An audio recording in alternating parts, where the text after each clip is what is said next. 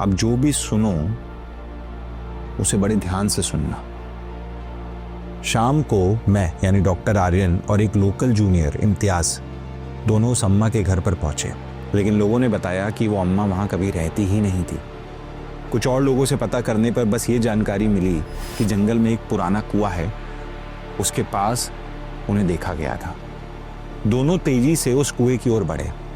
शाम ढल रही थी और बारिश के बादल धीरे धीरे घाटी पर आ रहे थे। ऊपर पहुंचे तो ऊपर एक कुआं जैसे एक बड़ा स्ट्रक्चर था, आधा पुराना पहाड़ी पत्थर और आधा नया कंक्रीट। साइड में किसी मंदिर जैसा टूटा हुआ बेस, नीचे पत्थर की टूटी सीढ़ियां, इंसान की मरमरिंग की आवाज आ रही थी। इम्तियाज ये आवाज सुनकर तुरंत चौंक गया।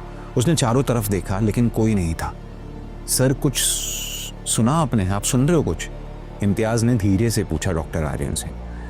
पहले तो आर्यन को कुछ नहीं लगा, सिर्फ अपनी सांस की आवाज आई। फिर उसने रियलाइज किया कि ये आवाज कुएं के अंदर से आ रही है। झांक कर देखा तो कुएं के तल पर पानी था। दोनों उसके किनारे पर खड़े थे और तभी कुछ दूर पेड़ों के पीछे कोई चीज मूव हुई। उस चीज की मूवमेंट की आवाज सुनकर इम्तियाज चीख पड़ा और उसने कहा कि वो देखा आपने? एक बड़ी सी परछाई उन पेड़ों के पीछे हिली। अभी दोनों की नजरें उस परछाई पर थीं और तभी बिजली की गड़गड़ाहट के साथ एक भारी सी आवाज आई उस कुएं के अंदर से, क्या तुम इंसान हो?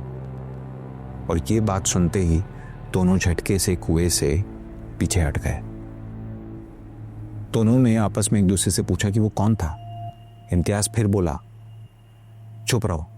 डॉक्टर आर्यन ने कहा। वो आवाज फिर आई, क्या तुम इंसान हो? इस बार ये सुनकर दोनों की सांसें रुक चुकी थीं। सामने एक अनजान सी परछाई थी जो पेड़ों पर चल रही थी और पीछे कुएं में ना जाने वो क्या आवाज थी जो आ रही थी और बार बार उनसे एक ही सवाल कर रही थी। इम्तियाज पैनिक करने लगता है।